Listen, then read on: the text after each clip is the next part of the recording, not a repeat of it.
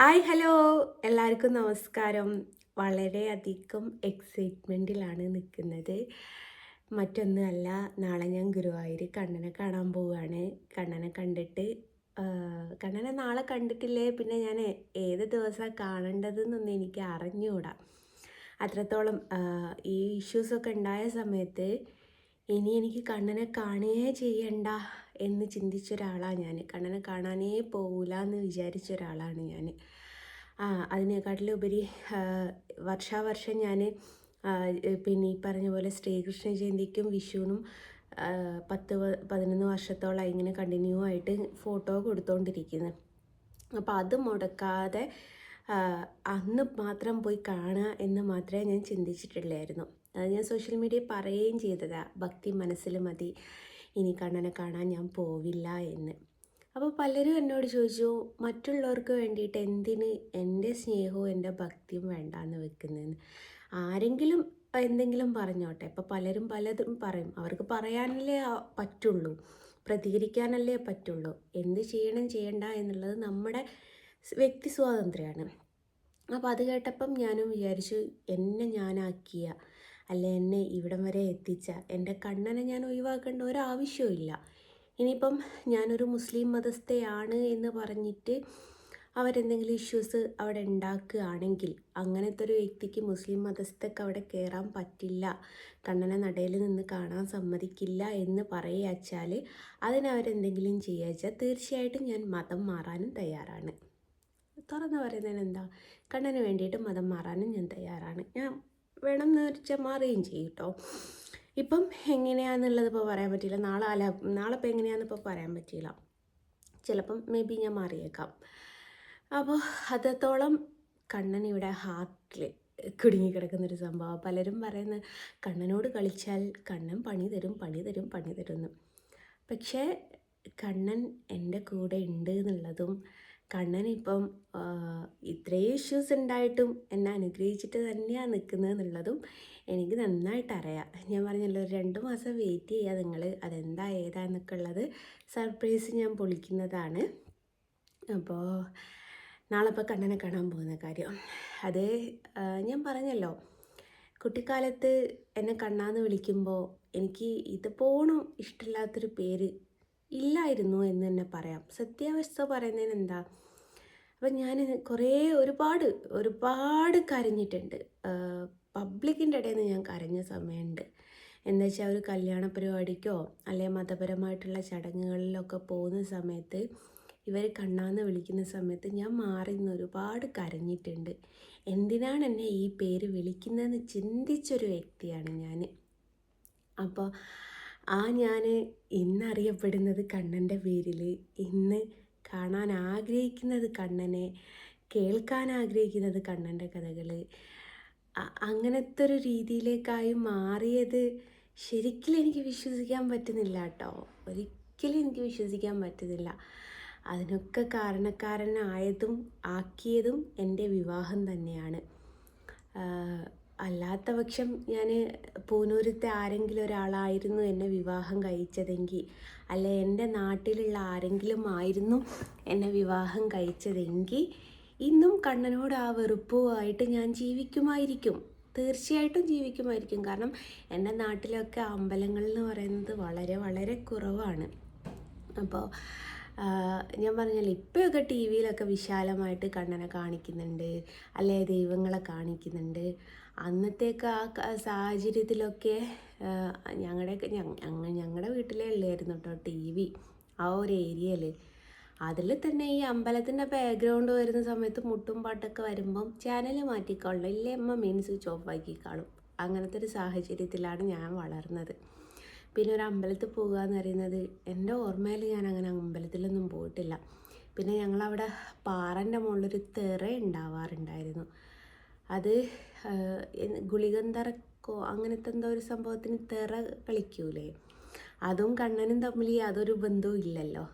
അവിടെ അമ്പലവും കാര്യങ്ങളൊന്നുമല്ല, കുറച്ച് ഇങ്ങനെ മതിലുകൾ കെട്ടിയിട്ട് വിഗ്രഹം പോലെ ഒരു കല്ല് പോലെ സംഭവം വെച്ച് സ്ഥലത്താണ് തെറ എന്ന് പറഞ്ഞിട്ടുള്ള ഒരു സംഭവം, ഒരു തെറയുടെ രൂപം കെട്ടിയിട്ട് കളിക്കുന്നത്. അപ്പം അന്നൊക്കെ വാപ്പയുടെ കൂടെ പോകുന്നത് ബലൂൺ മേടിക്കാൻ വേണ്ടിയിട്ട് എന്നല്ലാണ്ട് ഈ തരണ കാണുമ്പോൾ തന്നെ പേടിയായിരുന്നു. അപ്പോൾ അത്രത്തോളം അമ്പലങ്ങളോ കാര്യങ്ങളോ കണ്ടില്ല, ഒന്നും ചെയ്തിട്ടില്ല ഞാൻ. അതിനൊക്കെ കാരണക്കാരനായത് എൻ്റെ ഭർത്താവാണ്. അപ്പോൾ ഞാൻ പറഞ്ഞല്ലോ, ഈ വിവാഹം ഒരിക്കലും നടക്കേണ്ടതൊന്നും അല്ലായിരുന്നു. പല പല സാഹചര്യങ്ങൾ കൊണ്ട് മുടങ്ങിപ്പോവേണ്ടതായിരുന്നു. കല്യാണം കഴിഞ്ഞതിന് ശേഷം പല പല പ്രശ്നങ്ങൾ വന്നു. അതൊക്കെ ഞാൻ ഇന്നലെ ഒരു വീഡിയോ ചെയ്തിട്ടിട്ടുണ്ടായിരുന്നു. അപ്പോഴും ഞങ്ങൾ സെപ്പറേറ്റ് ആയിട്ട് പോവേണ്ടതായിരുന്നു. പക്ഷെ അതൊന്നും പോവാതെ ഇങ്ങനെ പിടിച്ചു നിർത്തി എന്തിന് എന്നുള്ളൊരു ചോദ്യത്തിനുള്ള ഉത്തരം ഇപ്പം ഞാനൊരു ചിത്രകാരിയായി എന്നുള്ളതാണ്. ഞാൻ പറഞ്ഞല്ലോ, വിവാഹശേഷമാണ് കണ്ണനെ കാണാനുള്ളൊരു അവസരം ഉണ്ടാകുന്നത്. അതുവരെ ഇതുപോലും എനിക്കിഷ്ടമില്ലാത്തൊരു പേരില്ല എന്ന് തന്നെ പറയാം. അത്രത്തോളം ഞാൻ ഒരുപാട് കരഞ്ഞിട്ടുണ്ട് കണ്ണൻ്റെ കാര്യത്തിൽ. പക്ഷേ ഏറ്റവും കൂടുതൽ കരഞ്ഞത് ഈ 2024 അത് കണ്ണൻ്റെ പേരും പറഞ്ഞ ടിഷ്യൂസ് ഉണ്ടാക്കിയ സമയത്ത്. അല്ലാത്ത പക്ഷം നമ്മളെ ഈ പേര് വിളിക്കുമ്പോൾ ഞാൻ പലപ്പോഴും ചിന്തിച്ചു, ഇവർക്ക് വേറെ ഒരു പേരും കിട്ടിയില്ലേ, എന്നെ എന്തിനാണ് ഇങ്ങനെയൊക്കെ വിളിച്ച് ടോർച്ചർ ചെയ്യുന്നതെന്ന് ചിന്തിച്ചൊരു വ്യക്തിയാണ് ഞാൻ. പക്ഷേ 2009 ജേട്ടൻ്റെ വീട്ടിൽ വെച്ചിട്ട് ഞാൻ ആദ്യമായിട്ട് കണ്ണനെ കണ്ടപ്പോൾ, ആ കുഞ്ഞു വാവനെ കണ്ടപ്പോൾ ശരിക്കും എനിക്ക് അന്ന് ഞാൻ കരഞ്ഞു കേട്ടോ. എന്തിനാന്ന് ചോദിച്ചാൽ എനിക്കിപ്പോഴും സത്യാവസ്ഥ അറിയില്ല. സങ്കടം വന്നിട്ടാണോ സന്തോഷം വന്നിട്ടാണോ എന്നൊന്നും എനിക്കറിയില്ല. ഇതിനെ വെച്ചിട്ടാണോ ഇത്രയും കാലം എന്നെ കളിയാക്കി എന്നുള്ള ഒരു ചിന്താഗതി ഉണ്ടല്ലോ നമുക്ക് മനസ്സിൽ. ആ ഒരു ചിന്താഗതിയോടെ കൂടെ കരഞ്ഞൊരു വ്യക്തിയാണ് ഞാൻ. പിന്നീട് എനിക്ക് എവിടെ കണ്ടാലും കണ്ണന്, ഞാൻ ഇക്കാക്കനെയൊക്കെ ചൂണ്ടിക്കാണിച്ചു കൊടുക്കുക. അതിനേക്കാട്ടിലുപരി ഉണ്ടല്ലോ, എൻ്റെ ഇളയ പെങ്ങൾ, ഭർത്താവിൻ്റെ ഇളയ പെങ്ങൾ തൃശ്ശൂരാണ്. അപ്പം ഞാനെപ്പോഴും ചോദിക്കും, എനിക്ക് ഗുരുവായൂർ നടന്ന് ഗുരുവായൂർ ഒന്ന് കാണിച്ചു തരുമോ എന്ന് ചോദിക്കുക. അപ്പോൾ അവർ തൃശ്ശൂർ വാടാനപ്പള്ളിയാണ്. അപ്പം ഞാൻ ഇവിടുന്ന് കുറേ ഉണ്ട് പോവാൻ. അന്നൊന്നും ഞങ്ങളുടെ കയ്യിൽ വാഹനമൊന്നുമില്ല, ബസ്സിനാണ് പോകൽ. അപ്പം ഞാൻ പറഞ്ഞു, നമുക്ക് ഗുരുവായൂർ കൂടെയുള്ള ബസ്സിന് കയറിയാലോ എന്ന് ചോദിച്ചാൽ, അപ്പം ഞാൻ നീ വിചാരിക്കും പോലെയല്ല, ഗുരുവായൂർ കൂടെ ബസ്സിനൊന്നും കയറിയാൽ എനിക്ക് അമ്പലം കാണാൻ പറ്റൂല എന്നൊക്കെ പറഞ്ഞു. അപ്പോൾ എനിക്ക് ഈ അമ്പലം എന്ന് കാണാൻ ഞാൻ എത്രത്തോളം ആഗ്രഹിച്ചിട്ടുണ്ടായിരുന്നു എന്നറിയോ. എന്താണ് ഗുരുവായൂർ എന്ന് പറയുമ്പോൾ എല്ലാവരും ഇങ്ങനെ പറയാ എന്നല്ലാതെ അങ്ങനെ ഇരിക്കുകയാണ്. ഈ ചേട്ടൻ്റെ അമ്മ തന്നെയാട്ടോ എന്നോട് പറഞ്ഞത്, നിനക്ക് കണ്ണനൊരു വരുമാന മാർഗമായിട്ടുണ്ടെങ്കിൽ നീ കണ്ണന് പോയിട്ടൊരു ഫോട്ടോ സമർപ്പിക്കണമെന്ന് പറഞ്ഞപ്പോൾ അങ്ങനെയാണ് ഞാൻ ആദ്യമായിട്ട് ഗുരുവായൂർ പോകുന്നത്. ഗുരുവായൂർ പോകുമ്പോൾ എനിക്കുണ്ടായൊരു സന്തോഷം എത്രയാന്ന് പറയാൻ പറ്റിയില്ല. ആദ്യമായിട്ട് നമ്മൾ സിനിമയിലൊക്കെ കാണില്ലേ, വെറുത്ത ഒരാളെ സ്നേഹിച്ച് അങ്ങറ്റത്തെത്തുക എന്ന് പറയുമ്പോൾ, അതേപോലെ ജീവിതത്തിൽ ഒരിക്കലും വെറുത്ത ഒരാളെ നടയിൽ ഞാൻ ചെല്ലുക ആളെ കാണാൻ വേണ്ടിയിട്ട്. അയ്യോ, എനിക്ക് വിശ്വസിക്കാൻ പറ്റുന്നില്ല ആ ഒരു മൊമെൻറ്റ്. എന്നെ പറഞ്ഞ് കുറേയൊക്കെ കളിയാക്കിയിട്ടുണ്ടായിരുന്നു നന്ദന സിനിമയിൽ. ഞാനേ കണ്ടുള്ളൂ, ഞാനേ മാത്രമേ കണ്ടുള്ളൂ എന്നൊക്കെ പറഞ്ഞിട്ട്. അതൊന്നും പറയണ്ടപ്പാ. അപ്പോൾ അങ്ങനെയൊക്കെ കാണാൻ പറ്റി. അപ്പോൾ ഞാൻ ഇതിനൊക്കെ കാരണമായത് എൻ്റെ വിവാഹമാണ് എന്ന് വിശ്വസിക്കുന്നുണ്ട്. അല്ലാത്ത പക്ഷം ഞാൻ പറഞ്ഞില്ലേ, പലപ്പോഴും എൻ്റെ ഭർത്താവ് എന്നെ പറഞ്ഞ് കളിയാക്കാറുണ്ട്, നിന്നെ താമരശ്ശേരി ഭാഗത്ത് ആരെങ്കിലും വിവാഹം കഴിച്ചിട്ടുണ്ടായിരുന്നു എങ്കിൽ നീ ഇപ്പോഴും അവിടെ ഭക്ഷണവും വെച്ച് കുട്ടികളെയും നോക്കി കുട്ടികളുടെ കാര്യവും നോക്കി ജീവിക്കുകയായിരുന്നു.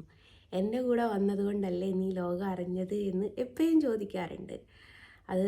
അത് സത്യാവസ്ഥയായിട്ടുള്ളൊരു കാര്യമാണ്. അദ്ദേഹം പറഞ്ഞത് സത്യാവസ്ഥയാണ്. കാരണം അദ്ദേഹത്തിനെ വിവാഹം കഴിച്ചതിന് ശേഷമാണ് ഈ എനിക്ക് അമ്പലം കാണാൻ പറ്റിയതും. അമ്പലം കണ്ടത് ഇവിടെ തൊട്ടടുത്തിട്ടോ, ഇവിടുന്ന് വീട്ടിൽ നിന്ന് നേരെ നോക്കിയാൽ അമ്പലം കാണാം. അത് കണ്ണൻ്റെ അമ്പലമൊന്നുമല്ല കേട്ടോ, നാലൂരക്കൽ നാഗകാളി ക്ഷേത്രം എന്ന് പറഞ്ഞിട്ടുള്ള നാഗത്തിൻ്റെയും കാളിൻ്റെയും കൂടിയുള്ള ക്ഷേത്രമാണ്. അപ്പോൾ പല വീഡിയോസിലും വൈകിട്ട് ഞാൻ വീഡിയോ എടുക്കുന്ന സമയത്ത് പാട്ട് കേൾക്കുമ്പോൾ പലരും കമൻറ്റ് ഇടാറുണ്ട്, വീടിൻ്റെ അടുത്ത് അമ്പലം ഉണ്ടോ എന്ന് ചോദിച്ചിട്ട്. അപ്പോൾ ആദ്യമായിട്ട് ആ അമ്പലത്തിൻ്റെ മുമ്പിലെത്തി ഈ ദേവീനെ കണ്ടപ്പോൾ ദേവിയുടെ കഴുത്തിൽ നല്ല അടിപൊളി ഒരു മാല ഉണ്ട് കേട്ടോ. എനിക്ക് ഭയങ്കര ഇഷ്ടമാണ് അത് കണ്ടപ്പോൾ എനിക്ക് ഭയങ്കര സന്തോഷമായി. നല്ല തിളക്കല്ലേ അത് കാണാൻ. അങ്ങനെ ആദ്യമായിട്ടോ ഞാൻ ദേവീനെ കാണുന്നത്. അപ്പം നിങ്ങൾ ചോദിക്കും ദേവീനെ കാണാനോ ദേവീനെ കഴുത്തിലുള്ള മാല കാണാനോ പോയതെന്ന്. നമ്മൾ പെൺപിള്ളേരല്ലേ, എന്തായാലും ഓൾറെഡി നോക്കി പോകുമല്ലോ. അങ്ങനെ അപ്പോൾ ദേവീനെ കണ്ടു. അങ്ങനെ ആദ്യമായിട്ട് ആ ഒരു അമ്പലമാണ് കാണുന്നത്. എനിക്ക് പേടിയായിരുന്നു അമ്പലത്തിൻ്റെ മുറ്റത്തേക്ക് തന്നെ ചവിട്ടാൻ. കുഴപ്പമില്ല പോരി പറഞ്ഞ് കാക്ക ആ ധൈര്യം പിടിച്ചിട്ട് കൊണ്ടുപോയത്. അങ്ങനെ അവിടെ എന്താ വെച്ചാൽ ഫെബ്രുവരി മാസത്തിലാണ് ഉത്സവം നടക്കുക. ജനുവരി 18-നായിരുന്നു എൻ്റെ വിവാഹം. വിവാഹത്തിൻ്റെ ബഹളമെല്ലാം ഒതുങ്ങി കഴിഞ്ഞപ്പോഴേക്ക് ഇവിടെ ഉത്സവം തുടങ്ങിയിട്ടുണ്ട്. ഉത്സവത്തിനായിട്ട് ആദ്യമായിട്ട് ഞാൻ ഈ അമ്പലത്തിൽ പോകുന്നത്. അതിനേക്കാട്ടിലുപരി എന്ന് വെച്ചാൽ ഏറ്റവും വലിയ രസം എന്താ വെച്ചാൽ, എനിക്ക് ഇപ്പോൾ ഓർക്കുമ്പോൾ ചിരി വരും കേട്ടോ. കല്യാണം കഴിഞ്ഞ് അന്ന് പിറ്റേന്നൊക്കെ ഇവിടെ വൈകുന്നേരം ആയാലും രാവിലെ ആയാലും പാട്ടുണ്ടാവും. പടച്ചോനേ ഈ കണ്ണൻ്റെ പാട്ട്. ഇക്കാക്ക 2ാമത്തെ ദിവസം 3ാമത്തെ ദിവസം എങ്ങാനാണ് ജയേട്ടൻ്റെ വീട്ടിൽ തന്നെ കൊണ്ടുപോകുന്നത്. അതുവരെ എനിക്ക് ഈ ആശാനോട് ദേഷ്യമാണ്. അപ്പോൾ ഇവിടെ ഞാൻ വന്നിങ്ങാൻ അന്ന് വൈകുന്നേരം ഈ പാട്ട് വലിങ്ങനെ ഞാൻ കേട്ടിട്ടില്ല. ഇവിടെ പാട്ട് വെച്ചതുകൊണ്ട് കേട്ടിട്ടില്ല. പിറ്റേന്ന് രാവിലെ ഞാൻ ഈ പാട്ടും കേട്ടിട്ടാണ് എണീക്കുന്നത്. ഇവിടെ സത്യസന്ധമായിട്ട് പറയാണ്, ഇവിടെ നാഗകാളി ക്ഷേത്രമാണെങ്കിൽ പോലും ഏറ്റവും കൂടുതൽ വെക്ക് കണ്ണൻ്റെ പാട്ടുകളാണ്. ഈ കണ്ണൻ്റെ പാട്ടും കേട്ടിട്ടാണ് പഠിച്ചോനെ പിറ്റേന്ന് രാവിലെ ഞാൻ എണീക്കുന്നത്. എനിക്കിങ്ങനെ പല്ലിങ്ങനെ കടിച്ച് കീറി കഴിയുന്നത്. ആ വീട്ടിൽ നിന്നോ അങ്ങനെ ഇവിടെ എത്തിയപ്പോൾ ഇങ്ങനെ എനിക്ക് സഹിക്കാൻ പറ്റുന്നില്ല. അത് കഴിഞ്ഞ് പിന്നെയാണ് ജേട്ടൻ്റെ വീട്ടിൽ കൊണ്ടുപോയിട്ട് ഈ കണ്ണൻ എന്താന്ന് കാണുന്നത്. പിന്നെ ഞാൻ ആ പാട്ട് ആസ്വദിക്കൽ തുടങ്ങിയിട്ട് അന്ന് തൊട്ടിട്ട് ഇന്ന് വരെ കണ്ണൻ്റെ പാട്ട് ഞാൻ ഇപ്പോഴും വെക്കും അവർ കണ്ണൻ്റെ പാട്ട്. ഞാനെപ്പോഴും ഇവിടുന്ന് തമാശ രൂപത്തിൽ ചോദിക്കുന്നതാ, നാഗകാളി അമ്പലത്തിലൊക്കെ എങ്ങനെയാണ് ഈ കണ്ണൻ്റെ പാട്ട് വെക്കുക എന്നുള്ളത്. ദേവിയുടെ കുറേ പാട്ടുകളുണ്ടല്ലോ, പക്ഷേ ഏറ്റവും കൂടുതൽ ഇവിടെ വെക്കുക കണ്ണൻ്റെ പാട്ടുകളാണ്. എന്താ വൈകാകച്ചാർത്തിൽ ഞാൻ ഉണർന്നു കണ്ണ എന്നൊക്കെ പറയുന്ന ആ പാട്ടില്ലേ, അതൊക്കെ ഇവിടെ ഏകദേശം എനിക്ക് ഞാനും അതിൻ്റെ കൂടെ പാടും കേട്ടോ. അങ്ങനെ പറയാൻ അറിയാമെന്നും പറയാൻ പറ്റില്ല. അതാണ് ഏറ്റവും കൂടുതൽ പിന്നെ വെക്കാറ്. അതേപോലെ രാധൻ സ്നേഹത്തോടാണോ കൃഷ്ണ അല്ലെ ഞാൻ പാടും ഗീതത്തോടാണോ എന്നുള്ള പാട്ട്, ഇതൊക്കെ ഇവിടെ വെച്ചിട്ട് കേട്ടോ ഞാൻ കേട്ട് തുടങ്ങിയത്. അപ്പോൾ എന്നിട്ട് എൻ്റെ വിവാഹമാണ് എല്ലാത്തിനും ഒരു വഴിത്തിരിവായി മാറിയത് എന്ന് വിശ്വസിക്കുന്നുണ്ട് ഞാൻ. പിന്നെ ഞാൻ പറഞ്ഞല്ലോ, ചേട്ടൻ്റെ വീട്ടിൽ നിന്ന് കണ്ണനെ കണ്ടതിന് ശേഷം എവിടെ കണ്ണനെ കാണുകയാണെങ്കിലും എന്താ വെച്ചാൽ ഞങ്ങളുടെ തൊട്ടടുത്ത് രാധേച്ചി എന്ന് പറയും അവരുടെ വീടാണ്, അതേപോലെ സുജാതേച്ചി. അപ്പോൾ അപ്പുറത്തും അമ്പലത്തിൻ്റെ ആൾക്കാർ. അപ്പോൾ ഈ ഒരു സർക്കിളിലൊന്നായിട്ട് ഈ പറഞ്ഞതുപോണം ഹിന്ദു ആൾക്കാരാണ് ഏറ്റവും കൂടുതൽ. അപ്പോൾ ഇവിടുത്തെ ഉമ്മ കുറച്ച് പ്രായമായ ഉമ്മയാണ്. കുറച്ച് പ്രായം എന്നല്ല, നല്ല പ്രായമായ ഉമ്മയായിരുന്നു. അപ്പോൾ ഉമ്മാക്ക് എന്താണെന്ന് വെച്ചാൽ ഉച്ചയ്ക്ക് ശേഷം എന്നെയും കൊണ്ട് എവിടെയൊക്കെ വിസിറ്റ് ചെയ്യാൻ പോകും. അപ്പം ഞാൻ ഉമ്മാനോട് പറയത്തില്ല, പക്ഷെ ഞാൻ എവിടെ കയറുകയാണെങ്കിൽ ആദ്യം പൂജാമുറിയാണ് തപ്പിക്കേണ്ട നടക്കുക. ഈ കണ്ണൻ എവിടെയോ ഉണ്ടോ, ഇവിടെ കണ്ണനെ വെച്ചിട്ടുണ്ടോ എന്നുള്ളത്. പക്ഷെ വേറൊരു സത്യാവസ്ഥ ഞാൻ പറയട്ടെ, ഞാൻ കണ്ട കണ്ണന് വിവരക്കേടാണെന്ന് എനിക്കറിയാം. പക്ഷേ ഞാൻ കണ്ട കണ്ണന് ഈ കുഞ്ഞി കണ്ണനാണല്ലോ, ലഡു എടുത്ത് കഴിക്കുന്ന കണ്ണനാണല്ലോ.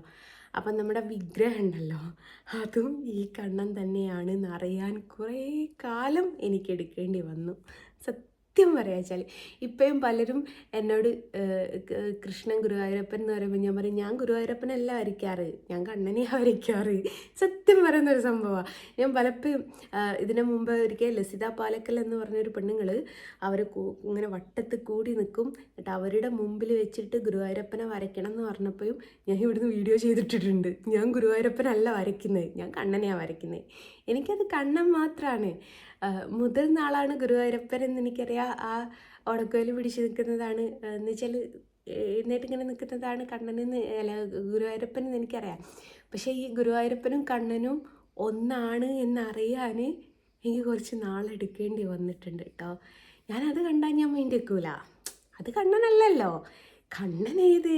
കണ്ണൻ നമ്മുടെ ഈ കുഞ്ഞു മക്കൾ, കുഞ്ഞു വാവയാണല്ലോ കണ്ണന്. മറ്റേതൊന്നും കണ്ണനല്ല. എനിക്കിപ്പോഴും അങ്ങനെ തന്നെ. എനിക്ക് മറ്റേതൊന്നും കണ്ണനല്ല. ആര് നിങ്ങൾ ശ്രദ്ധിച്ചിട്ടുണ്ടോയെന്ന് അറിയില്ല, കണ്ണാ കണ്ണാന്നും പറഞ്ഞിട്ടാണ് ഞാൻ നടക്കുക. ഗുരുവായൂരപ്പ എന്ന് പറഞ്ഞിട്ട് ആരും കേട്ടിട്ടുണ്ടാവില്ല.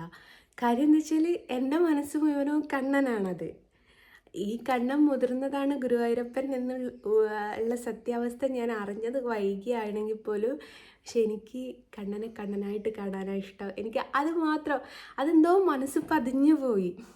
അപ്പം ഞാൻ ഗുരുവായൂരപ്പൻ എന്ന് പറയുമ്പോൾ ഞാൻ പറയും, അത് മുതിർന്ന ആളല്ലേ, ഞാൻ വരയ്ക്കുന്നത് കണ്ണനെയാണ്, ചെറിയ ആളാ എന്ന് പറഞ്ഞ് അത് വിവരക്കേടാണോ അല്ലയോ എന്നൊന്നും എനിക്ക് അറിഞ്ഞൂടാ കേട്ടോ.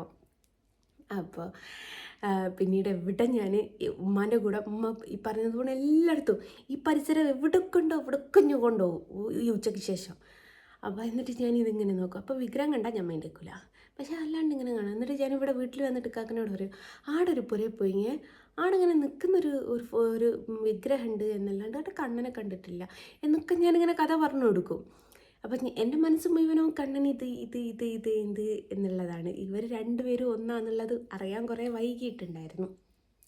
അങ്ങനെ പിന്നെ അതും കഴിഞ്ഞിട്ട് പിന്നെ 2013 എൻ്റെ ലൈഫിലെ ആ ചേഞ്ച്. ഇന്നത്തെ എൻ്റെ മകളുണ്ടല്ലോ, രണ്ടാമത്തെ കുട്ടി, അവളെ ഗർഭിണിയായി നിൽക്കുന്ന സമയത്താണ് ഞാനിതേപോലെ ഞാനിപ്പം നിൽക്കുന്ന ഈ വീടിന് അന്നൊക്കെ എന്ന് വെച്ചാൽ വാർപ്പിന് ഈ വാർക്കുന്നതിന് മുമ്പ് പേപ്പറൊക്കെ ഇങ്ങനെ നിരത്തി വെക്കുകയൊക്കെ ചെയ്യായിരുന്നു. ഇന്നതൊന്നും ഇല്ലാന്ന് തോന്നുന്നു. ഇന്ന് ഷീറ്റോ അങ്ങനെ എന്തോ അങ്ങനെ. അപ്പം അങ്ങനെയാണ് ഞാൻ ആദ്യമായിട്ട് കണ്ണനെ കാണുന്നത്. അതിലും വലിയ ഒരു ഇത് കഥ എന്ന് തന്നെ വെച്ച് പറയാച്ചാൽ, ഞാൻ വീണിട്ടുണ്ടായിരുന്നു. വിൽക്കുക എന്ന് പറയാനുമില്ല. കാര്യം എന്താ വെച്ചാൽ ഞങ്ങൾക്ക് എവിടെയും താമസിക്കാനില്ലാത്തതുകൊണ്ട് ഒരു ഷെഡ് വെച്ചിട്ട് കെട്ടിയതാണ്. അപ്പം ഷെഡിൽ ഉള്ളിലേക്ക് കയറാൻ വേണ്ടിയിട്ട് ഒരു വാതുപ്പടി ഉണ്ട്. അപ്പോൾ വാതുപ്പടി മറ്റേ ഇതിലുള്ള പടിയാണ്, നമ്മൾ താഴെ സാധനം ഉണ്ടാവില്ലേ, ആ പടിയാണ്. അപ്പം ഞാൻ ഈ വാതുപ്പടി ഇങ്ങോട്ട് കയറിയപ്പോൾക്ക് വേക്കോട്ട് അങ്ങ് മറിഞ്ഞു പോയി. വേക്കോട്ട് മറിഞ്ഞപ്പോൾ ഇക്കാക്ക് എന്താക്കി, ഞാൻ വിഗ്ഗല്ലേന്ന് കരുതിയിട്ട് കിട്ടിയത് ഈ അരയായിപ്പോയി. അരങ്ങനെ മുറുക്കങ്ങ് പൊട്ടിച്ചാഞ്ഞ്. അപ്പോൾ പിറ്റേന്നേക്ക് എനിക്ക് ബ്ലീഡിങ് ആയി, ഹോസ്പിറ്റലിലായി. അപ്പോൾ കാല് പൊന്തിച്ചിട്ട് കിടക്കണം എന്ന് പറയുന്ന ഒരു സാഹചര്യം. ഞാൻ നടക്കുന്നത് ഞാൻ പോലും അറിയരുത് എന്ന് പറഞ്ഞു. അപ്പം ഞങ്ങളുടെ രണ്ടാമത്തെ കുഞ്ഞു പൈതലിനെ ഞങ്ങൾക്ക് കിട്ടില്ല എന്നൊക്കെ വിചാരിച്ച് നിന്നതായിരുന്നു. പക്ഷേ ഞങ്ങൾ കൈ കിട്ടി. അപ്പോൾ അത്രത്തോളം എന്നെക്കൊണ്ടൊന്നും ചെയ്യിക്കില്ല. കാര്യം എന്ന് വെച്ചാൽ, ഒന്നാമതെന്ന് വെച്ചാൽ എനിക്ക് ചെയ്യാൻ അവിടെ ഒന്നും ഇല്ല. വെള്ളമൊക്കെ കോരിക്കൊണ്ടുവരണ്ടിയിരുന്നു, അതൊന്നും എനിക്ക് പറ്റൂല. എനിക്ക് ബാത്റൂമിലേക്കൊക്കെ വെള്ളം എടുത്ത് വെച്ച് തരലാണ് കാക്ക. അതേപോലെ അലക്കാൻ വാഷിംഗ് മെഷീനിൽ കാക്ക തന്നെ അലക്കുകയായിരുന്നു. ഭക്ഷണം അതും കാക്ക തന്നെ വെക്കുകയായിരുന്നു. ഒന്നും എനിക്ക് ഭക്ഷണം വെക്കാനൊക്കെ എന്ന് വെച്ചാൽ നമ്മൾ തിണയൊന്നും ഇല്ല, ഒരു പടീൻ്റെ മുകളിലാണ് ഭക്ഷണമൊക്കെ വെക്കാറ്. അപ്പോൾ കാക്കയായിട്ട് തന്നെ ഒരു ചെറിയൊരു ബേസിൻ ഉണ്ടാക്കി അതിൻ്റെ തൊട്ടപ്പുറത്തൊരു പാത്രമൊക്കെ വെച്ച് അതിൽ വെള്ളം നിറച്ച് എനിക്ക് പൈപ്പ് തുറന്നാൽ വെള്ളം വരുന്ന രീതിയിലേക്കൊക്കെ ആക്കി തന്നതാട്ടോ. അപ്പോൾ ഉച്ചയ്ക്ക് ശേഷം ഈ ചൂട് ആയതുകൊണ്ട് പുറത്തേക്ക് കട്ടിലിട്ട് തന്നതാണ്, വന്ന് കിടന്നിട്ട് കാറ്റ് കൊണ്ടോട്ടെ എന്ന് കരുതിയിട്ട്. അന്നൊക്കെ എന്ന് വെച്ചാൽ മൊബൈലൊക്കെ ഉണ്ടായിരുന്നെങ്കിൽ ഒന്നുമില്ല, വാട്സപ്പോ യൂട്യൂബോ എന്നൊക്കെ പറഞ്ഞിട്ട് കാണാമായിരുന്നു. എൻ്റെ കയ്യിൽ അന്ന് ഏതോ ഒരു മൊബൈൽ ഉണ്ടായിരുന്നു, മറ്റേ പാമ്പാപ്പിളിൽ നിന്ന് മൊബൈലാണ് ഞാൻ തോന്നുന്നു എൻ്റെ അടുത്തുള്ളത്. അങ്ങനെ ഇരിക്കുകയാണ് ഞാൻ ഈ കണ്ണനെ കാണുന്നത്, ഈ പേപ്പറിൻ്റെ കൂട്ടത്തിൽ കാണുന്ന കണ്ണനെ കാണുന്നത്. അങ്ങനെ കണ്ടു. എനിക്ക് ഞാൻ പറഞ്ഞല്ലോ, കണ്ണനെ കാണുമ്പോഴേക്ക് എവിടുന്നാ എനർജി വരിക എന്നൊന്നും എനിക്ക് അറിഞ്ഞുകൂടാ. മോന് സ്കൂളിൽ പോയത്, മോൻ്റെ പേപ്പറും കാര്യങ്ങളും ഒക്കെ എടുത്ത് കൊണ്ടുവന്ന് കുത്തി വരച്ച്. ഇപ്പോഴും ഞാൻ പറയാം കേട്ടോ, അന്നും ഇന്നും ഞാൻ വരയ്ക്കുന്ന കണ്ണൻ എന്നെ എത്രയോ ആൾക്കാർ കമൻ്റ് ഇടാറുണ്ട്. ഞാൻ വരയ്ക്കുന്നതിനെക്കാട്ടിലും നന്നായിട്ട് വരയ്ക്കുന്ന ഒരുപാട് ആൾക്കാരുണ്ട്. സത്യാവസ്ഥയാണ്. ഞാൻ വരയ്ക്കുന്നത് ഒരിക്കലും പെർഫെക്ഷനോട് കൂടിയാണ് എന്ന് ഞാൻ ഒരിക്കലും പറയത്തില്ല. കാരണം എൻ്റെ ഫോട്ടോയ്ക്ക് ഇപ്പോഴും ഓരോരോ മിസ്റ്റേക്ക് ഉണ്ട് കേട്ടോ, ഓരോരോ മിസ്റ്റേക്ക് ഉണ്ട്. അപ്പോൾ അതുകൊണ്ട് അന്നും മിസ്റ്റേക്ക് ഉണ്ട്. ഒറ്റ രൂപത്തിൽ കണ്ണനായിരിക്കും, അല്ലെങ്കിൽ ഒരു ചിത്രമായിരിക്കും. പക്ഷേ പാർട്സ് വൈ എടുക്കുകയാണെങ്കിൽ ഈ 11 വർഷത്തിൻ്റെ ഇപ്പറാണെങ്കിൽ പോലും കണ്ണൻ ഒരുപാട് കംപ്ലൈൻറ്റുകൾ കാണും. സത്യം പറയാം, പെർഫെക്ഷനോട് കൂടെയല്ല ഇപ്പോഴും ഞാൻ വരയ്ക്കുന്നത്. എന്നാൽ പോലും 1200 ഫോട്ടോൻ്റെ അടുത്ത് ഞാനിപ്പോൾ വരച്ച് സെയിൽ ചെയ്ത് പോയിട്ടുണ്ടോ. അങ്ങനെ കൗതുകത്തിൻ്റെ പുറത്ത് വരച്ചു, ശങ്കരേട്ടന് ഗിഫ്റ്റായിട്ട് കൊടുത്തു. പിന്നെ അവിടുന്ന് അങ്ങനെ ഓർഡറുകൾ വന്ന് തുടങ്ങിയിട്ട് ഇപ്പം ഞാൻ പറഞ്ഞില്ലേ 1200 ഫോട്ടോൻ്റെ പുറത്ത് ഞാൻ വരച്ചു കഴിഞ്ഞു. എനിക്ക് അറിയില്ലായിരുന്നു എനിക്കിങ്ങനെ ഒരു ഉപജീവന മാർഗം ഉണ്ടാവും എന്നുള്ളതൊക്കെ. അതിനേക്കാട്ടിലൊക്കെ ഉപരി ഞാൻ നിങ്ങളോടൊക്കെ പറയട്ടെ, നിങ്ങൾക്ക് ആർക്കെങ്കിലും ഈ ജ്യോതിഷത്തിലൊക്കെ വിശ്വാസമുണ്ടോ? എനിക്കില്ലായിരുന്നു കേട്ടോ. ഉള്ളത് പറയുന്നതിന് എന്താ, എൻ്റെ വിവാഹത്തിൻ്റെ മുമ്പ് തന്നെ എൻ്റെ വല്യാപ്പക്കൊരു സുഹൃത്തുണ്ട്. അപ്പോൾ AB പണിക്കർ എന്നാണ് ഇവരുടെ പേര്. അപ്പോൾ ഇവർ വാപ്പച്ചിൻ്റെയൊക്കെ കൂടെ ഞാൻ അവിടെ പോകുമായിരുന്നു എന്തെങ്കിലും ഫങ്ഷനൊക്കെ ഉള്ള സമയത്ത്. അപ്പോൾ ഈ കുത്ത് കണ്ടപ്പം എന്നോട് പറഞ്ഞിട്ടുണ്ട്, നീ സ്ക്രീനിൽ തിളങ്ങുന്ന ഒരാളാവുമെന്ന്. അപ്പോൾ ഞാൻ പറഞ്ഞു ആയിക്കോട്ടെ. ഞാൻ ഭയങ്കര മക്കാറാക്കുന്ന ഒരാളായിരുന്നു. ഇന്ന് അദ്ദേഹം ജീവിച്ചിരിപ്പില്ല കേട്ടോ. ഇന്ന് അദ്ദേഹം ജീവിച്ചിരിപ്പുണ്ടായിരുന്നുവെങ്കിൽ ഞാൻ അദ്ദേഹത്തെ നിങ്ങളെയൊക്കെ മുമ്പിലേക്ക് കൊണ്ടുവരുമായിരുന്നു. അപ്പോൾ ഞാൻ പറഞ്ഞു ആയിക്കോട്ടെ എന്നു. അപ്പോൾ എൻ്റെ നക്ഷത്രം മൂലാണ്, പൊന്മൂലാണ്. അപ്പം ഇതിൻ്റെതായ കമൻ്റ് ഇടും, എനിക്ക് പറ്റിയ നക്ഷത്രമാണ് എന്ന് പറഞ്ഞിട്ട്. അപ്പോൾ പൊന്മൂലാണ് എൻ്റെ നക്ഷത്രം. അപ്പോൾ ഞാൻ പറഞ്ഞു, ഈ പൊന്മൂലെന്നൊക്കെ പറയുന്നത് രാജാകുടുംബ ആ ഒരു സമ്പ്രദായത്തിൽപ്പെട്ട ആൾക്കാർക്കൊക്കെയാണ് വരിക. എനിക്ക് അറിഞ്ഞുകൂടട്ടോ. ഇനി അതിൻ്റെ പേരിൽ എന്നെ കൊണാഞ്ചെല്ലാം വരരുത് കേട്ടോ. അപ്പോൾ അതേ പറഞ്ഞൊരു സംഭവമാണ്. അതേപോലെ ഈ ജ്യോതിഷന്മാർക്കൊക്കെ ഉണ്ടാകുന്നൊരു സംഭവമാണ്. അല്ലെങ്കിൽ ഈ മൂലം എന്ന് പറയുന്ന നക്ഷത്രം, ഈ മൂല നക്ഷത്രക്കാർക്ക് വീട്ടിൽ ധനം വരും പോലും. അപ്പം ഞാൻ പറഞ്ഞു, നിൻ്റെ വീട്ടിൽ നിന്നെയും തേടി ധനം വരും. ഞാൻ പറഞ്ഞു ആയിക്കോട്ടെ. 9ാം ക്ലാസ് വെച്ച് പഠനം നിർത്തി എൻ്റെ പുരയിലേക്ക് വീട്ടിൽ ധനം വരാൻ, പഠിപ്പും വിവരവും വിദ്യാഭ്യാസവും ഇല്ലാത്ത ഞാൻ സ്ക്രീനിൽ തിളങ്ങുക. വിശ്വസിക്കുമോ? നിങ്ങൾ വിശ്വസിക്കുമോ? ഞാൻ വല്ലാണ്ട് വിശ്വസിക്കും. ഞാൻ പറഞ്ഞു തമ്പ്രാന്ന് പറഞ്ഞിട്ട് ഞാൻ കളിയാക്കിയിട്ടുണ്ട് കേട്ടോ. അങ്ങനത്തെ ഞാൻ ഇന്ന് ലോകം ഒന്നായിട്ട് അറിയപ്പെട്ടു. അതും പറഞ്ഞിട്ടുണ്ട് കേട്ടോ, നീ ലോകം ഒന്നായിട്ട് അറിയപ്പെടും എന്ന് പറഞ്ഞ്. ഞാൻ പറഞ്ഞു ആയിക്കോട്ടെ, ഇനിയിപ്പോൾ എന്താ, നല്ല കാര്യമല്ലേ എന്ന് പറഞ്ഞ് കളിയാക്കിയിട്ടുണ്ട് ആ മനുഷ്യനെ. പക്ഷെ ഒരു മാപ്പ് പറയാനുള്ള ഒരവസരം പോലും എനിക്ക് കിട്ടിയിട്ടില്ല. കാരണം ഇന്ത്യൻ പ്രധാനമന്ത്രിനോടെങ്കിലും ഇപ്പം ഒരു പേരിന് പറഞ്ഞു കൊടുക്കാൻ എനിക്ക് ഇവൻ ഏതെങ്കിലും ഒരു കാലത്ത് എങ്ങനെയെങ്കിലും കാണുക വെച്ചാൽ എനിക്ക് പറഞ്ഞു കൊടുക്കാൻ ഒരു ഐഡൻറ്റിറ്റി ഉണ്ട്. അന്ന് ഗുരുവായൂർ അമ്പലം എന്ന് പറഞ്ഞാൽ അദ്ദേഹം മറക്കുന്നൊരു സംഭവമല്ല. ഗുരുവായൂർ അമ്പലത്തിൻ്റെ നടയിൽ വെച്ചൊരു മുസ്ലിം കുട്ടി ഫോട്ടോ സമ്മാനിച്ചു എന്ന് പറയുന്നത് അദ്ദേഹം മറക്കുന്നൊരു സംഭവമല്ല. അപ്പോൾ ഇന്ത്യൻ പ്രധാനമന്ത്രിയോട് വരെ പറഞ്ഞാൽ ആയിരക്കണക്കിന് ലക്ഷക്കണക്കിന് ആൾക്കാരെ കാണുന്നൊരു വ്യക്തിയാണ് അദ്ദേഹം. പക്ഷെ അദ്ദേഹം എന്നെ മറന്നു പോകില്ല ഇല്ലേ? അതേപോലെ എന്നെക്കുറിച്ച് പല ഭാഷകളിൽ ഭാഷകളിൽ എന്നെക്കുറിച്ച് ന്യൂസ് വന്നതാണ്. പല സ്ഥലങ്ങളിൽ എന്നെക്കുറിച്ച് അറിയപ്പെടുന്നതാണ്. അപ്പോൾ അത്രത്തോളം ഞാൻ അറിയപ്പെടുന്നൊരു വ്യക്തിയായി മാറി. അതേപോലെ ഞാൻ ശങ്കരേട്ടനും ഫോട്ടോ കൊടുത്ത സമയത്ത് രാകേഷ് നമ്പൂതിരി എന്ന് പറഞ്ഞിട്ടുള്ള അവരുടെ കസിനുണ്ട്. അപ്പോൾ അവർ ആദ്യമായിട്ട് എന്നെക്കുറിച്ച് ഇതിൻ്റെ സത്യാവസ്ഥ എന്താ, എന്തുകൊണ്ട് ഇവൾ വരയ്ക്കുന്നു എന്നുള്ള രീതിയിൽ അവർ നോക്കിയ സമയത്ത് രാകേഷ് ഏട്ടൻ പറഞ്ഞൊരു സംഭവമുണ്ട്, ഇവളുടെ വരുമാന മാർഗമാവും ഇതെന്ന്. ഞാൻ അന്നപ്പം പറഞ്ഞു ആയിക്കോട്ടെ. കാര്യം എന്താ വെച്ചാൽ ജീവിതത്തിൽ വരച്ചിട്ടില്ല. വരയ്ക്കുന്ന ആകെന്ന് പറയാൻ ഈ ഒരു കണ്ണനെ വരച്ച് കണ്ണനാണോ എന്ന് ചോദിച്ചാൽ കണ്ണനാണ്, എന്നാൽ കണ്ണനല്ലേ എന്ന് ചോദിച്ചാൽ കണ്ണനല്ല. കണ്ണും മൂക്കും അങ്ങനെ ഇങ്ങനെയാണ്. പിന്നെ പലരും ഇത് കോപ്പി എന്നൊക്കെ പറയുന്നുണ്ട്. അവരോടായിട്ട് എനിക്കൊരു കാര്യം പറയാനുള്ളൂ. ഞാൻ ആദ്യമായിട്ട് വരച്ച ചിത്രം നിങ്ങളൊക്കെ കാണുന്ന വെണ്ണക്കണ്ണനല്ല. ഞാൻ ആദ്യമായിട്ട് വരച്ച ചിത്രം ഇപ്പോഴും ശങ്കരേട്ടൻ്റെ വീട്ടിലുണ്ട്. അത് ലഡു എടുത്ത് കഴിക്കുന്ന കണ്ണനാണ്. അതിനേക്കാട്ടിലുപരി ആ ഒരു ഫോട്ടോ ഞാൻ നിങ്ങൾക്ക് വ്യക്തമായിട്ട് കാണിച്ചു തരുന്നുണ്ട്. മൂക്കും ചുണ്ടും കണ്ണൊക്കെ എങ്ങനെയാണ് ഇരിക്കുന്നത് എന്നുള്ളത് നിങ്ങൾ നോക്കിയിട്ട് പറയണം. അതൊരു അറിയുന്നൊരു വ്യക്തി വരച്ചതാണോ അറിയാത്തൊരു വ്യക്തി വരച്ചതാണോ എന്നുള്ളത് കറക്റ്റ് നിങ്ങൾക്ക് അതിലൂടെ മനസ്സിലാക്കാൻ പറ്റും. ഞാൻ ശങ്കരേട്ടൻ്റെ വീട്ടിൽ എനിക്ക് പോകാൻ സമയം കിട്ടാത്തിട്ടാണ് കിട്ടുന്ന സമയത്ത് ഞാൻ വ്യക്തമായിട്ട് കാണിച്ചു തരാം. അതിൻ്റെ മൂക്കിൻ്റെ ഭാഗവും ചുണ്ടിൻ്റെ ഭാഗവും കണ്ണിൻ്റെ ഭാഗവും നോക്കിയാൽ മാത്രം മതി. അത് ഒരു ചിത്രം വരയ്ക്കുന്ന ഒരു വ്യക്തി വരച്ചതാണോ അല്ലെങ്കിൽ അറിയാത്തൊരു വ്യക്തി വരച്ചതാണോ എന്നുള്ളത് വ്യക്തമായിട്ട് അതിൽ മനസ്സിലാവും. ഒറ്റ നോട്ടത്തിൽ ഭംഗിയുണ്ടാവും. പക്ഷെ നിങ്ങളൊന്ന് സൂക്ഷിച്ച് നോക്കിയാൽ മൂക്കിങ്ങനെ കണ്ണിങ്ങനെ ഒക്കെ ആയിട്ടാണ് ഉണ്ടാവുക.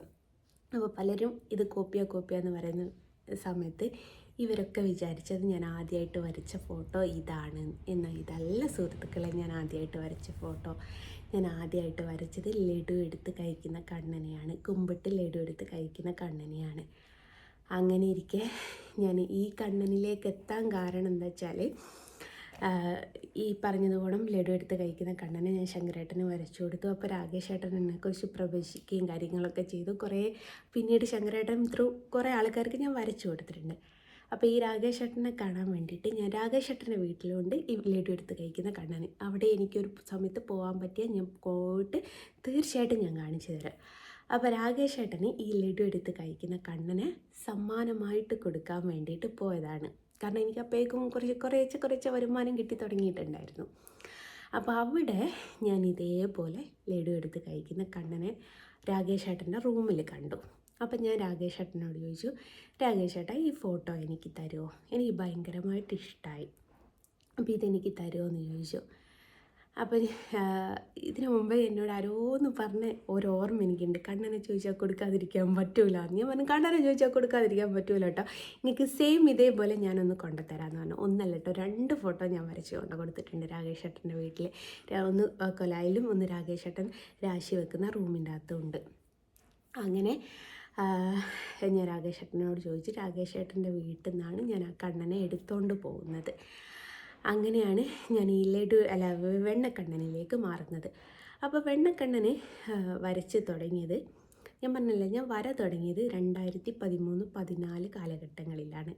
വെണ്ണക്കണ്ണം വരയ്ക്കുന്നത് 15-അങ്ങാനാണ്, 2015-ലോ 16-ലോ അങ്ങാനാണ് വെണ്ണക്കണ്ണം വരയ്ക്കുന്നത്. അപ്പോൾ വെണ്ണക്കണ്ണം വരച്ചിട്ട് എനിക്ക് ഇന്ത്യൻ പ്രധാനമന്ത്രിക്ക് കൊടുക്കാൻ ആദ്യമായിട്ട് അവസരം കിട്ടുന്നത് 2016-ലാണ്. അപ്പോൾ കോഴിക്കോട് ഒരു എക്സിബിഷൻ ഉണ്ടായിരുന്നു. അപ്പോൾ എക്സിബിഷൻ സമയത്ത് ഈ ഒരു ഫോട്ടോ അവിടെ 4-5 എണ്ണം ഇങ്ങനെ വെച്ചിട്ടുണ്ടായി. കുറേ വലിപ്പം, ഒന്ന് മാത്രം വലുത് പ്രധാനമന്ത്രിക്ക് കൊടുക്കാൻ വേണ്ടിയിട്ടുള്ളതാട്ടോ. ഇവർ പെട്ടെന്നാണ് വിളിച്ച് പറയുന്നത്. അപ്പോൾ വീട്ടിലുള്ളതെല്ലാം കൂടി എടുത്തിട്ട് പോയതാണ് ഞാൻ. അല്ലാതെ ഇതിനായിട്ട് കോൺസെൻട്രേഷൻ ചെയ്തിട്ട് വരയ്ക്കുകയൊന്നും ചെയ്തിട്ടൊന്നുമില്ല.